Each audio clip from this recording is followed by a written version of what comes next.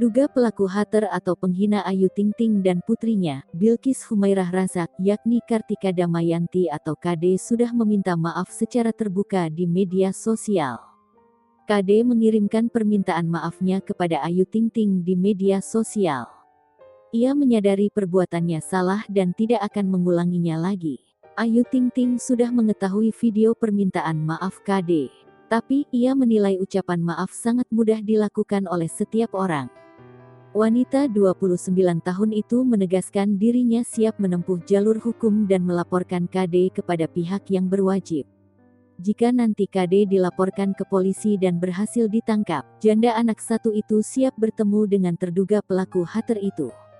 Selain membuat jera, alasan pelantun Sambalado dan alamat palsu itu akan menempuh jalur hukum, karena ia yakin KD biang dari segala biang yang menghina dirinya dan Bilqis.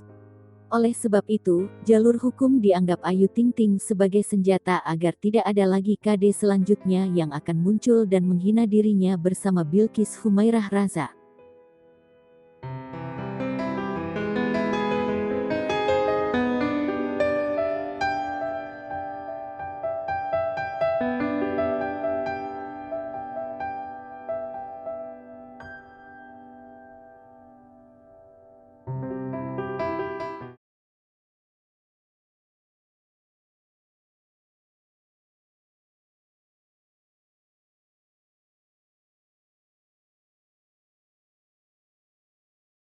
Artis Zaskia Atia Meka pernah bersumpah jelang syuting berakhir. Kini, sutradara Hanung Bramantyo jadi suaminya. Sebelum menikah, Zaskia dan Hanung mengaku mereka sempat saling tidak suka. Namun pada akhirnya, hal tersebut berubah menjadi cinta. Hanung mengaku, saat pertama kali, ia bersama kru film tidak menyukai Zaskia. Hanung merasa Zaskia mengambil peran di film tersebut terkesan agak memaksa.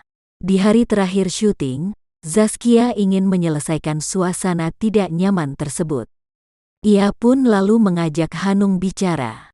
"Aku bilang sama Mas Hanung, kamu ada masalah apa sama saya? Selama saya syuting, ini adalah lokasi syuting paling enggak nyaman.